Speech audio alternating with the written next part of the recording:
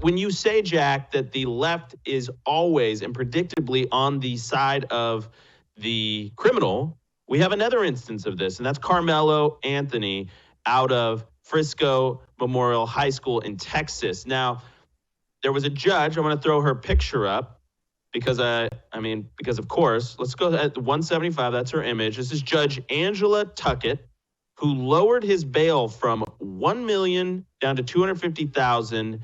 And Jack, you know the details very well. There was a GoFundMe that was getting a lot of traction, and they raised a lot of money.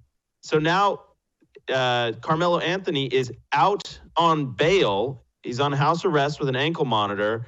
And there's some belief, I don't know if it's been confirmed yet, maybe you can fill us in, Jack, that they have also used some of that money to buy a new home for the family. Jack Posobiec, your take. Well, that's exactly right. Now, this is a give, send, go. So Karmelo Anthony had a GoFundMe up at one point. That was taken down. Give, send, go has put it up. Remember, give, send, go is the same organization that ran the crowdsourcing for Daniel Penny. I believe they did Daniel Perry, Kyle Rittenhouse, many others, the Jan Sixers, and they have a no cancellation policy. So they've got this up for Karmelo Anthony.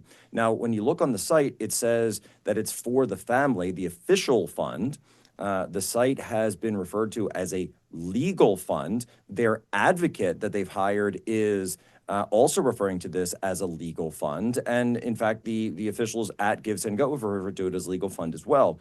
And yet we've also heard that the family's advocate now coming out and saying, this BLM type guy, not Ben Crump, but sort of like a Texas version of Ben Crump, has come out to say, oh, well, the family is facing racist threats, and so they're going to now be using this funding that they've raised in the name, by the way, of his legal defense to be moving to a new home because of the racist threats they've received. Well, that sounds a lot like they're taking the money and buying a new house with it. And that's exactly what we saw BLM and Patrisse Cullors and so many others do off of the backs of the names of George Floyd and Breonna Taylor and so many others, where they would take the money and use it to enrich themselves rather than support, by the way, the family of George Floyd or any of these people. It, in fact, went into their own pockets. By the way, this advocate himself for the family has also, Dominique Alexander, has been as in an extensive, by the way, rap sheet, having been involved in numerous cases of domestic violence, including at one point the beating of a toddler, for which he did serve jail time. And so, you really look at this situation and it looks as though it's perverse incentives.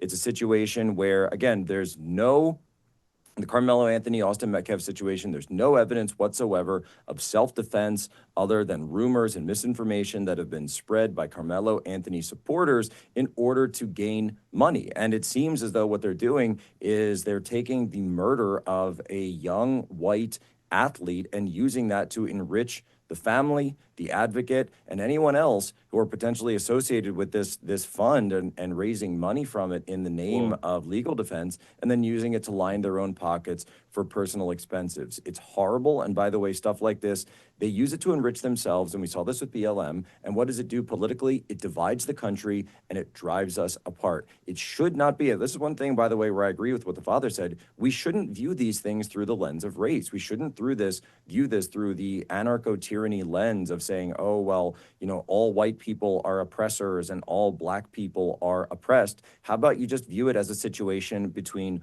two teenagers having a fight, and one decided to pull a knife and stab the other one, and then base it, given a colorblind, justice is supposed to be blind, a colorblind application of the laws and statutes of the state of Texas as they are written. I totally agree. I mean, and for those of you in the audience that are needing a refresher on what happened, I mean, it was essentially Karmelo Anthony sat under the wrong tent at a track meet. Austin Metcalf, maybe some others said, hey, you're in the wrong tent. And he said, basically, if you think I am, you go ahead and move me. So he got up and put his hands on him, and Karmelo warned him, said, you put your hands on me, whatever, I'm gonna fight you back. So I guess he proceeded to push him out of the tent. Not exactly sure all the details there, but it seems like a really run-of-the-mill kind of scuffle, and pulls out a knife and stabs someone over a seat. Killed him. Well, and Andrew, in his brother's arms, we're also told, by the way, arms. 1 minute, Jack. Yep.